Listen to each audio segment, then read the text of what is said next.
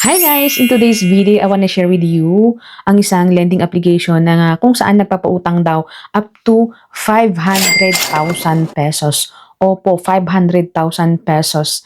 And nagulat ako guys kasi nga approve tayo sa halagang 100,000 pesos and payable in 12 months. When I check guys, yung application na ito is para siyang may kamukha na application din pero 7 days lamang po and mababa yung kanilang credit limit. Pero ito guys ay up to 500,000 pesos and lagi ko siyang nakikita sa aking Facebook and too good to be true naman yung mga offer guys. So let's see and I will share with you guys yung aking experience kasi talagang nagulat ako guys and sa pagkagulat ko hindi ko na lang siya tinuloy guys kasi nga apakalaki, nakakatakot and installment basis daw po siya.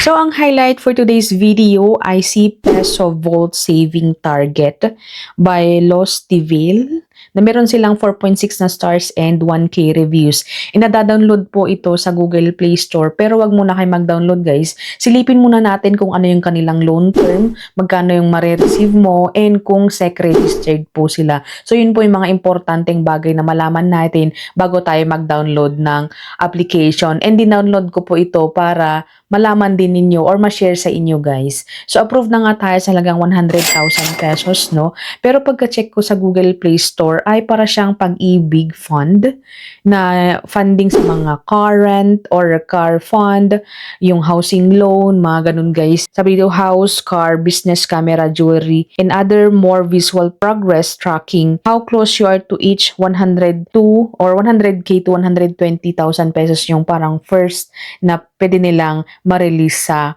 umuutang daw sa kanila. So let's check guys kasi nga approve po tayo sa halagang 100,000 pesos. So ipapakita ko sa inyo guys.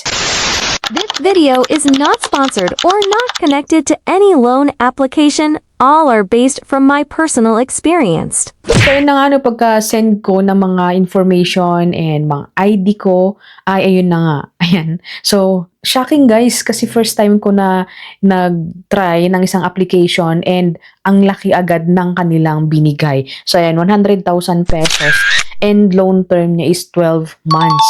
Talagang nakakakaba guys kasi buti na lang hindi siya auto send or auto withdraw. Estimated monthly repayment 8,750 and meron silang 0.42 na monthly rate sa interest po niya and 100,000 pesos nga for 12 months. So as you can see, loan term 100,000 pesos, loan interest niya is 5,000 pesos. So mababa siya ha. Payment 105,000 pesos all in all sa 12 months. Yung interest nga niya 0.42%.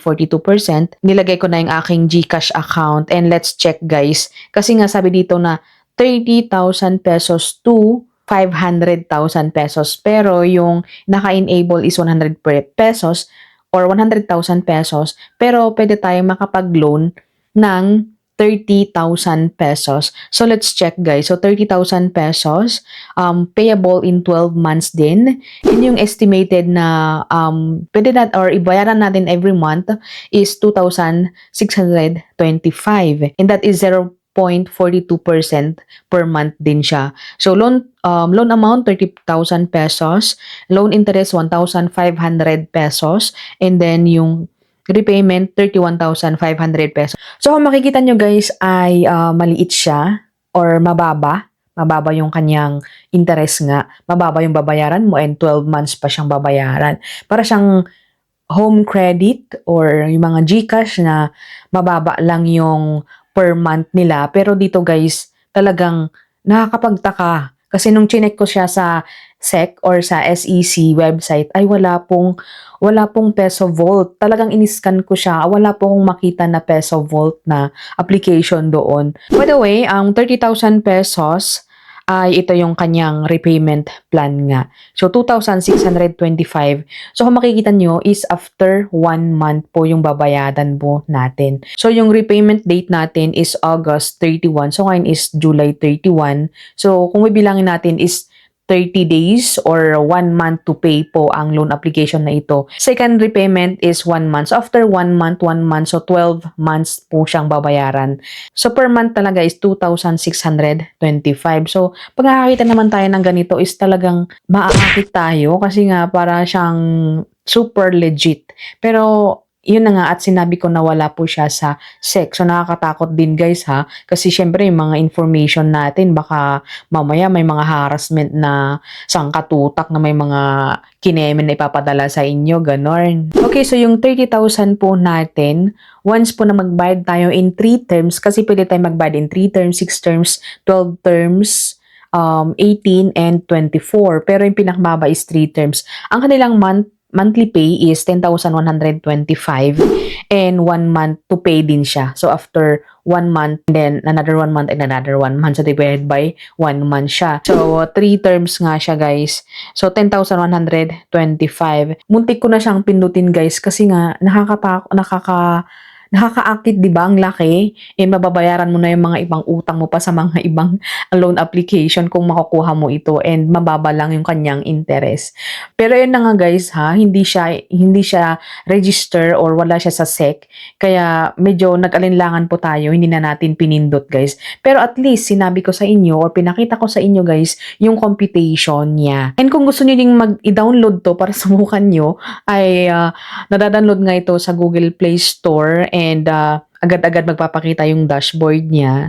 Sabi dito, 5,000 or 500,000 pesos. So pagkakita ko guys, ay kamukha po niya si Mocha Mocha guys. So sabi ko, ay baka ma-approve tayo agad-agad dito kasi approve tayo sa Mocha Mocha, no? So 500,000 pesos. So magbibigay tayo ng mga information natin, no? Yung mga basic information like purpose or loan purpose, educational, number of credit cards, region, address natin, email address natin. Next is yung ating basic information like occupation, monthly income, and then payment frequency, and then yung payday po natin. Next one is yung contact references or yung mga tatawagan pag hindi po tayo nagbayad. Isa lamang po ang kailangan. So, pag makita po nyo ganito, mga legit kasing application ay dalawa or isa lamang po yung nilalagay. So, dito guys is isa lamang po ang kanilang ni-require. Pero hindi po natin sure kung talagang isa lang bang kukunin natin kasi once na pinutin natin yung permission sa ating phone ay talaga makaka-capture po yung mga information natin. Next one is yung mga pa-ID. So, yung mga ID na pwede dito, Philippine ID of course, or yung ating national ID, UMID ID, driver's license, passport, PRC, SSS, postal, voters ID, and yung PhilHealth po natin. Dito guys, hindi siya automatic na makaka-capture. So, manually po nating ilalagay yung mga information natin. And grabe guys, yung kanilang reviewing hours kasi 30 or 40 seconds lang pong i-review. So, as you can see guys, ayan. Yan siya. 40 seconds lang po na i-review ang ating information at ayun, congratulations, your limit has been approved. Select your desired loan. Akala ko nga dito, receive loan kasi nakalagay. So, at akala ko automatic na isi-send sa ating GCash. Pero hindi pala, ipapakita nga yung approved na amount which is yung 100,000 pesos. So, grabe. Literal na na-shock po ako guys nung pagkapindot ko sa receive loan. Akala ko nga ay mag-auto disburse siya. Sabi ko, ang laki namang i-send sa akin yun. So, medyo natakot tayo guys, no? Kasi super laki and saan tayo kukuha if ever na hindi nga siya 1 month. 1 month to pay. Baka sabi lang na 1 month to pay dito. Hindi pala. Buti nga at hindi nga siya automatic na nagsesend po sa mga GCash or sa mga withdrawal channel na. So, yun na nga yun, no? So, loan amount 100,000 yung first na pautang dito. 100,000 na interest niya 5,000 and then yung payment term niya is 1 month. So kayo guys, kung gusto nyong itry pero madaming nagko-comment o maraming nagre-review, naglagay ng review, na legit na review sa Google Play Store na sabi nila, scam daw ang loan application na ito. Sabi dito guys, I'm editing my review because this app is not good. They ask for more payment before releasing your loan and if you need the money right away, you should pay all the necessary payment before approval. Oh, so para siyang para siyang co-op. Pero yung co-op kasi ibabawas yung mga interest, kumbaga mag-uutang tayo ng 100,000, ibabawas yung interest niya within the 6 months. Pero 6 months yun guys. Ito kasi 1 month. So kailangan daw bayaran mo yung mga andaming etc. Isesend mo pa sa GCash siguro ba? Oh, scam nga siya guys. Too good to be true.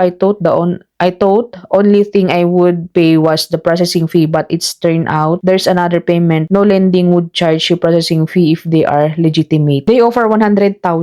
Then they will charge you 1K for processing fee. This is the only lending app I countered at asking for processing fee. But anyway, marami namang nag-ask ng processing fee pero hindi ko alam kung legit ba itong nag-comment. Kasi nga lahat naman ng processing or lahat naman ng pag-uutangan natin ay may processing fee. So na-try ko na ding humiram sa mga legit na application ay meron po talaga. Pero may very minimal din. Maliban lang kung malaki pong ating hiramin ay malaki din talaga yung ilalagay na processing fee.